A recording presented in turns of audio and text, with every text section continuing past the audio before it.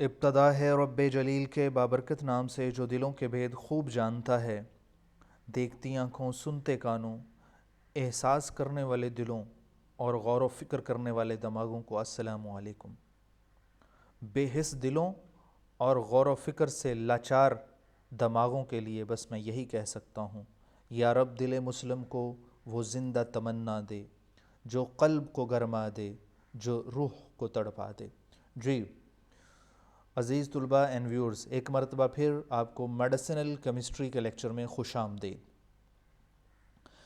Medicinal chemistry के हवाले से हमारा आज फोर्थ लेक्चर है और इस फोर्थ लेक्चर में हम आज डिस्कस जो करेंगे टॉपिक वो डिस्ट्रीब्यूशन कोफिशेंट है with respect to structure activity relationship.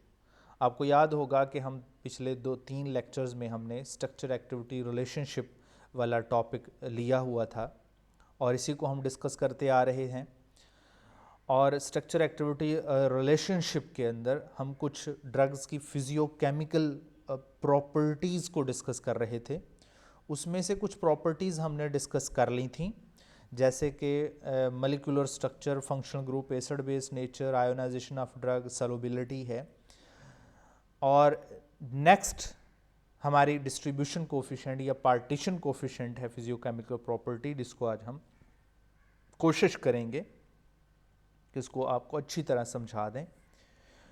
और फिर एक टॉपिक हमारा स्टीरियो केमिस्ट्री रह जाएगा, फिर वो इसको हम नेक्स्ट लेक्चर में डिस्कस करेंगे। जी सॉल्युबिलिटी वाला टॉपिक हमारा डिस्कस हो चुका था। जिन्होंने सॉल्युबिलिटी वाला टॉपिक हमारा नहीं देखा वो एक मरतबा फिर हमारे पार्ट नंबर 3 पे जाके इसको दोबारा लेक्चर को सुन सकते हैं और देख सकते हैं।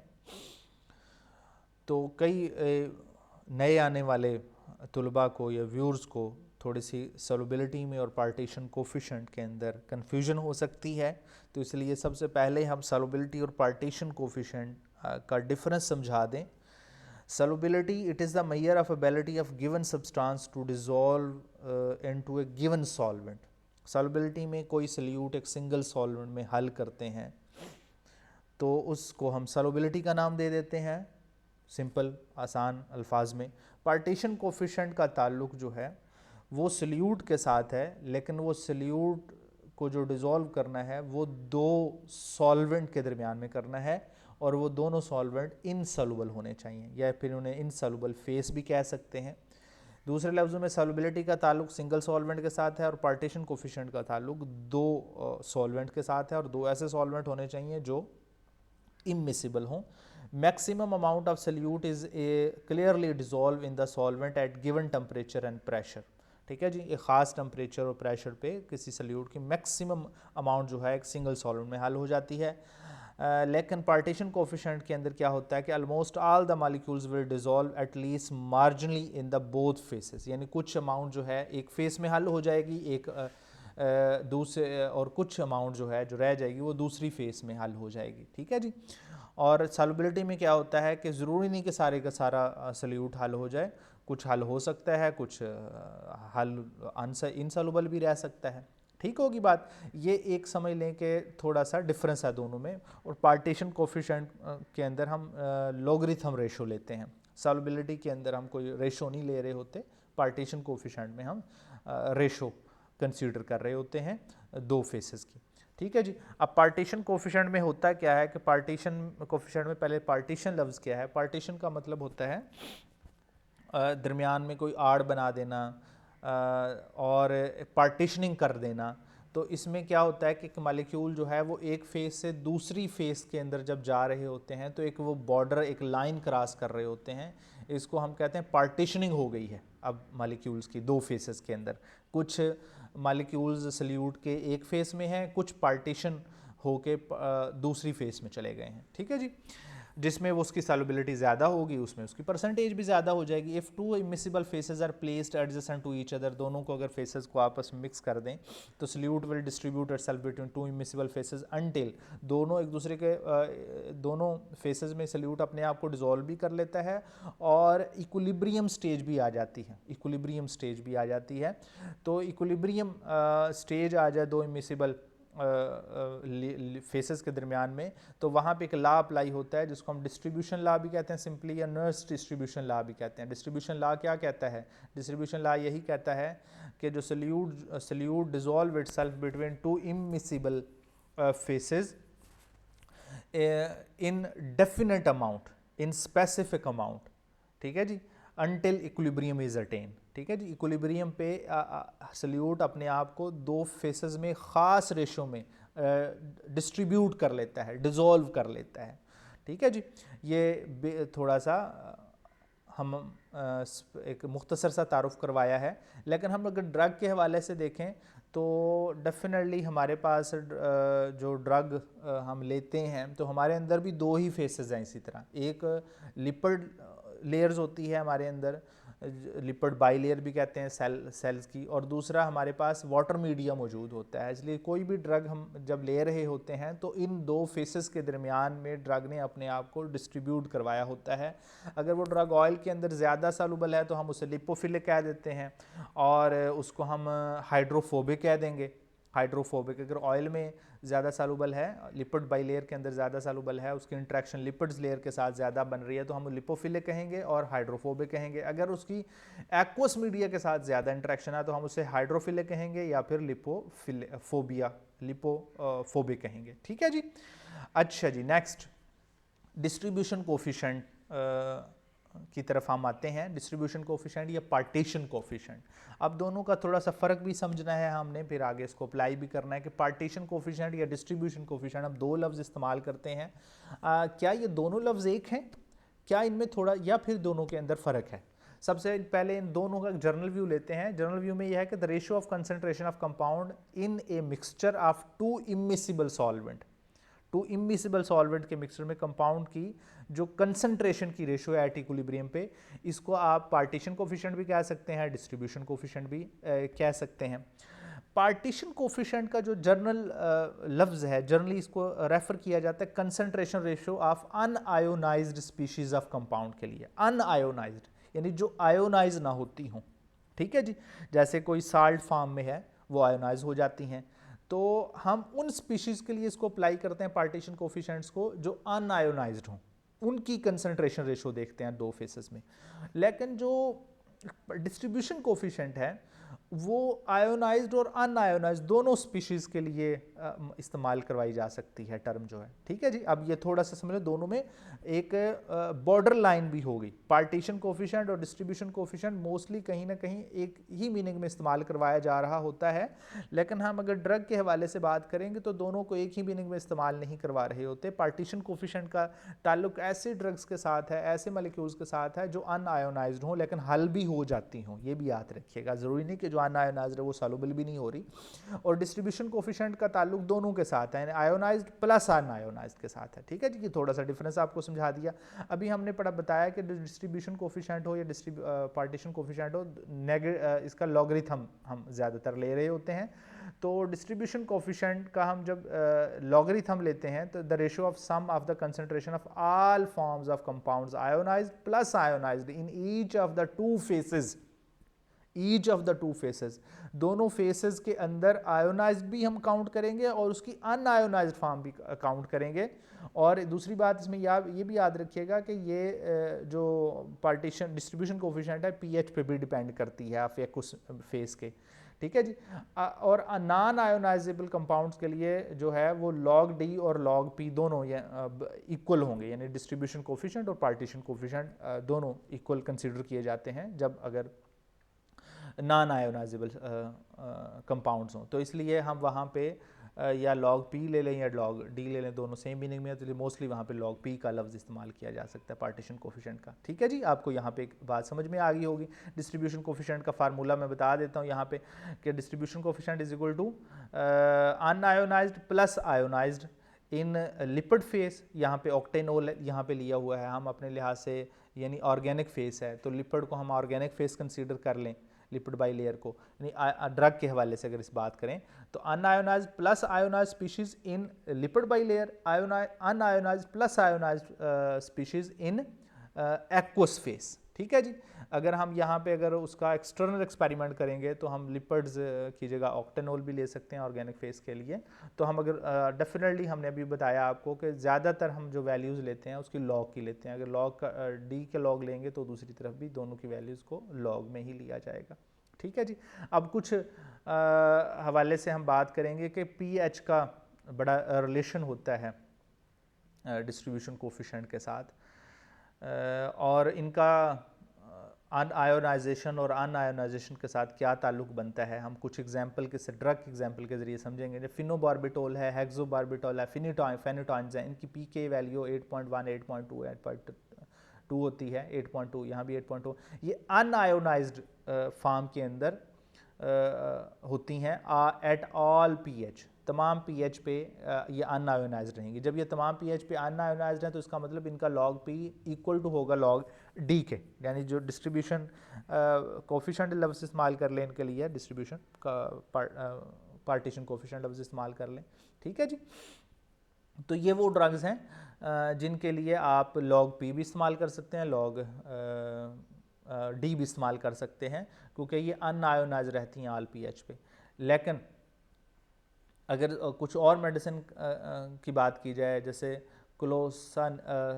क्लोक्सासिन है, एस्प्रिन्स है, ब्रूफन्स है, 2 पी के वैल्यू 2.7, 3.5, 4.5 पी के वैल्यू इन्वर्सली प्रोपोर्शनल होती है एसिडिक स्ट्रेंथ के। Unionised in gastric pH and ionised in intestinal pH. इसका मतलब ये कि पीएच चेंज होने से इनकी आयोनाइजेशन और अनआयोनाइजेशन चेंज हो जाती है, यानी गैस्ट्रिक पीएच पे तो आयोनाइज रहती है लेकिन इंटेस्टाइनल पीएच पे आयोनाइज हो जाती है। तो फिर इसका मतलब ये है कि यहाँ पे फिर आपने मोहतात हो जाना है, फिर यहाँ डिस्ट्रीब्यूशन कोफिशिएंट का लफ्ज़ इस्तेमाल करेंगे तो पार्टीशन कोफिशिएंट का लफ्ज़ इस्तेमाल नहीं कर सकते यहाँ पे।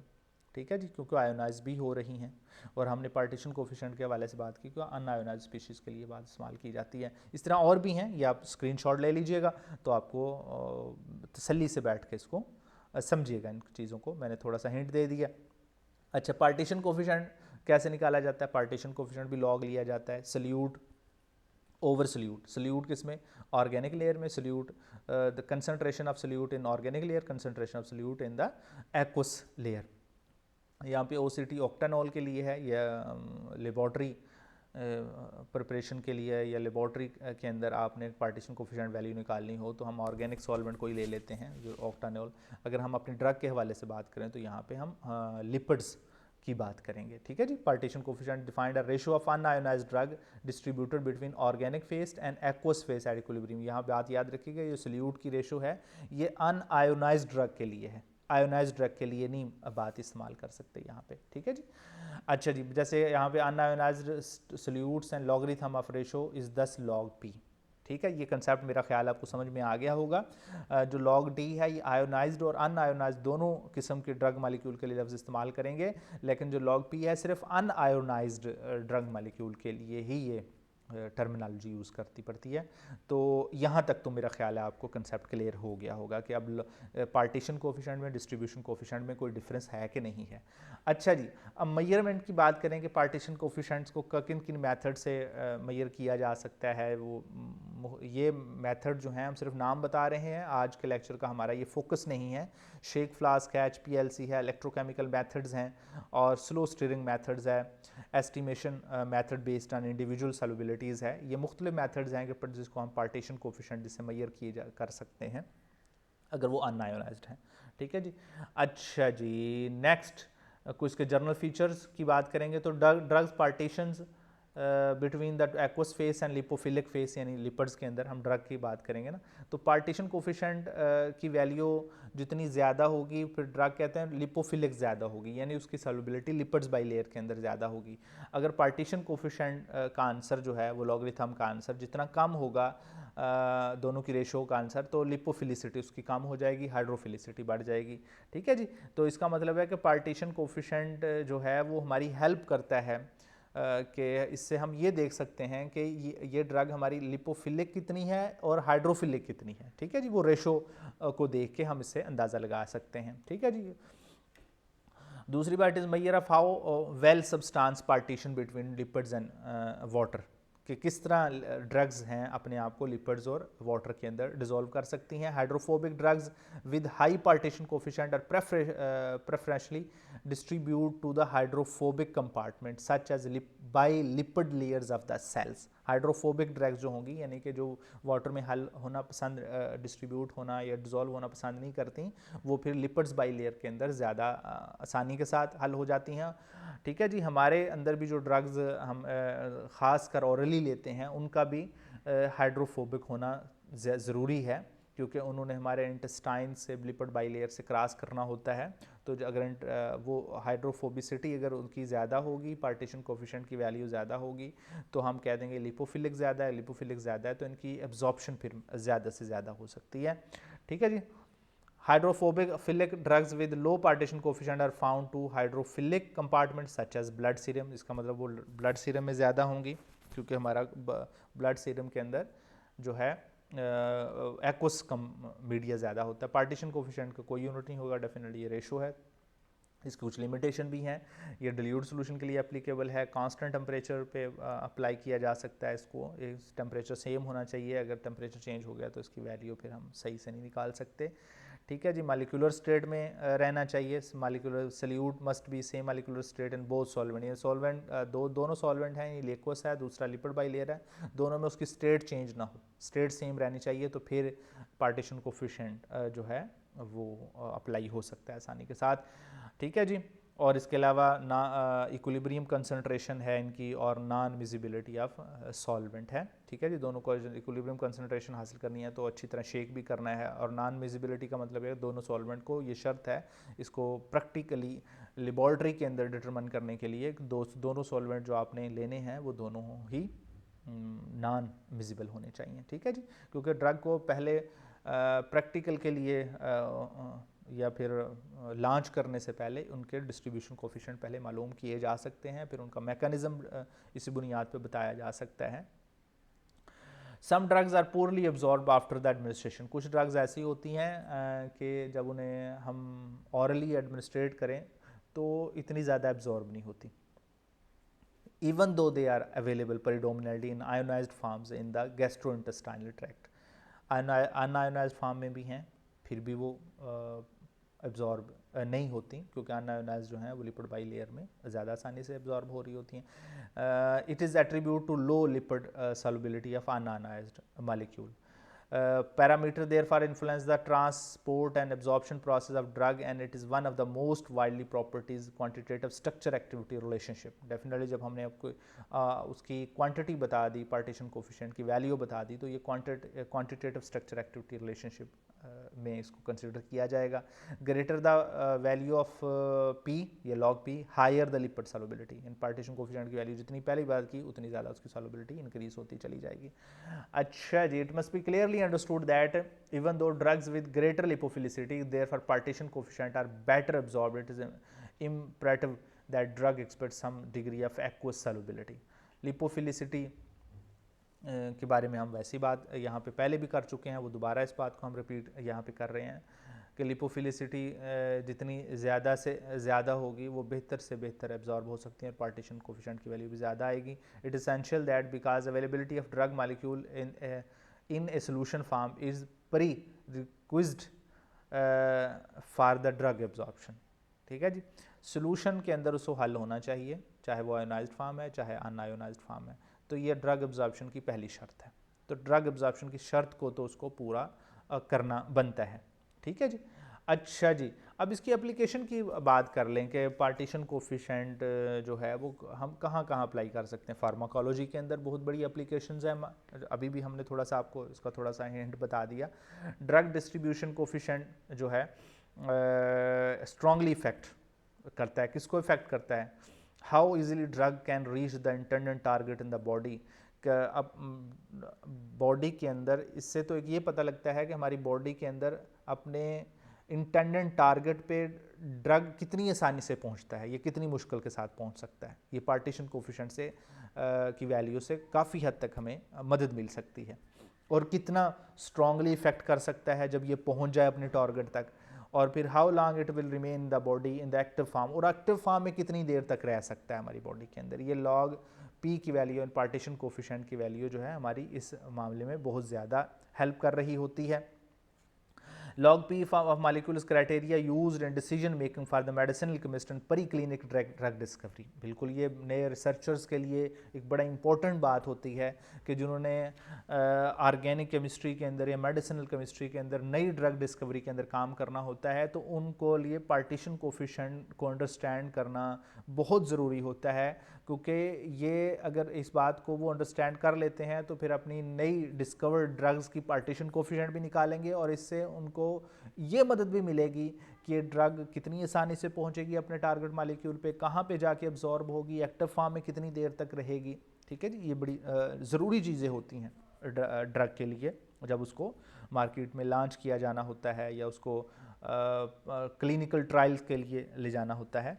अच्छा जी, it is the use to calculate the lipophilic efficiency in evaluating the quality research compounds where the efficiency of compound is defined as its potency. ठीक है जी, इस तरह एफिशिएंसी पता लगती है और इसकी एफिशिएंसी से इसकी पोटेंसी का भी पता लगता है, और इसकी पोटेंसी जो है PIC 50 और PEC 50 से मालूम किया जा सकता है कि इन वैल्यूज़ को log P से माइनस करते हैं। अब इनके बारे में बताते हैं, IC 50 या EC 50 क्या चीज़ होती है। IC 50 का मतलब होता है हाफ मैक्सिमल इनहिबिटरी कंसंट्रेशन। ये एंटागोनिस्ट बिहेवियर देखने के लिए होता है। It is a measure of potency of substance inhibiting specific biological and biochemical functions. हमारी बॉडी के अंदर वो ड्रग जो है वो कितनी हद तक जो है वो किसी स्पेसिफिक या बायोलॉजिकल फंक्शन को रोक सकती है। यानी को बायोलॉजिकल प्रोसेस में जैसे इंजाइम आ जाते हैं कि हमारी कुछ प्रोसेस ऐसे हो रहे होते हैं जो कुछ बीमारियां या कुछ माल फंक्शन ऐसे प्रोड्यूस हो जाते हैं जो इंजाइम की वजह से होते हैं। तो हमने कुछ ड्रग ऐसी रिक्वायर्ड होती हैं जो इंजाइम के फंक्शन को रोक दें, इंजाइम को इनहिबिट कर दें, उसको अपनी वर्किंग ना करने दें। तो उसको देखने के लिए फिर हम एक टर्म इस्तेमाल करते हैं हाफ मैक्सिमल इनहिबिटरी कंसंट्रेशन। ठीक है जी, ड्रग पोटेंसी का इस तरह पता लग जाता है कि कितने हद तक वो इनहिबिट कर सकती है उस बायोलॉजिकल फंक्शन को। अच्छा जी, हाफ मैक्सिमल इफेक्टिव कंसंट्रेशन से मुराद ये एगोनिस्ट के लिए टर्म इस्तेमाल कर सकते हैं। Can be defined concentration required to obtain 50% effect. किस ड्रग का 50% तक कितना इफेक्ट हो सकता है। ठीक है, ये एगोनिस्ट किसी चीज़ को स्टिमुलेट करना, इनहिबिट ना करना। ठीक है, commonly use measure to drug potency. ये भी ड्रग पोटेंसी के लिए इस्तेमाल किया जाता है। ड्रग पोटेंसी दो तरह से देखी जाती है, वो एंटागोनिस्ट के हवाले से भी देखी जाती है, एगोनिस्ट के हवाले से भी देखी। कितना वो एंटागोनिस्ट है ड्रग, तो ये भी इसकी पोटेंसी है। कितनी ड्रग वो एगोनिस्ट है, ये भी इसकी पोटेंसी है। ठीक है जी। अच्छा जी, फार्माकोकाइनेटिक्स और फार्माकोथर्मोडायनामिक्स के अल्फाज आपने पहले भी सुने हुए हैं। फार्माकोकाइनेटिक्स के अंदर क्या होता है कि what body does to drug. ठीक है, जब ड्रग ले ली तो बॉडी उसके लिए उस पर क्या रिस्पॉन्स दे रही होती है। फार्माकोकाइनेटिक्स के अंदर डिस्ट्रीब्यूशन कोफिशिएंट जो है वो स्ट्रॉन्ग इन्फ्लुएंस रखता है, अपना बड़ा स्ट्रॉन्ग असर रखता है ADME पे। AD का मतलब, A का मतलब एब्जॉर्प्शन, डिस्ट्रीब्यूशन, मेटाबॉलिज्म, एक्सक्रीशन पे ऊपर। फार्माकोकाइनेटिक्स में इस चारों चीज़ें बड़ी डिटेल के साथ डिस्कस की जाती हैं। ड्रग एब्जॉर्ब कैसे होती है, डिस्ट्रीब्यूट कैसे होती है, मेटाबोलाइज कैसे होती है, फिर एक्सक्रीट हमारी बॉडी से कैसे हो रही होती है। ठीक है जी।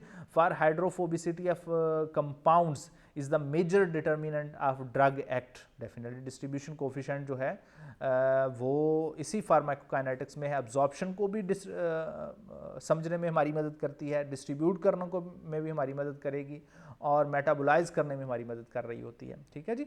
और more specifically for drug to be orally absorbed it is normally must first pass through lipid bilayers. ये पहली शर्त है, जब ऑरली एब्जॉर्ब हम ड्रग करते हैं तो वो लिपिड बाइलेयर को पहले क्रॉस करेगी। इंटेस्टाइनल एपिथेलियल्स हैं। ठीक है जी।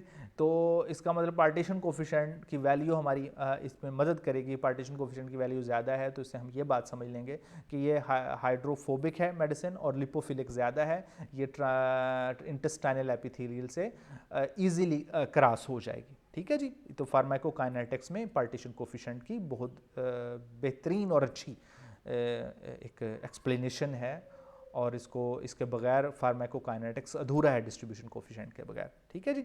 अच्छा जी, अब देख लें मैं कुछ मेडिसिन और उनके टेबल के हवाले से बात समझाएंगे। कि पार्टीशन कोफिशेंट का एब्जॉर्प्शन पे क्या असर होता है। पार्टीशन कोफिशेंट की वैल्यू देखें इंक्रीज़ हो रही है, उसके लॉग की वैल्यू भी इंक्रीज़ हो रही है। हम सिंपल अगर देखें तो पार्टीशन कोफिशेंट की वैल्यू आप देख रहे हैं कि टॉप टू बॉटम मेडिसिन की ड्रग्स मालिक्यूल्स की इंक्रीज़ हो रही है, और दूसरी तरफ देखें परसेंटेज ऑफ एब्जॉर्प्शन भी इंक्रीज़ हो रही है।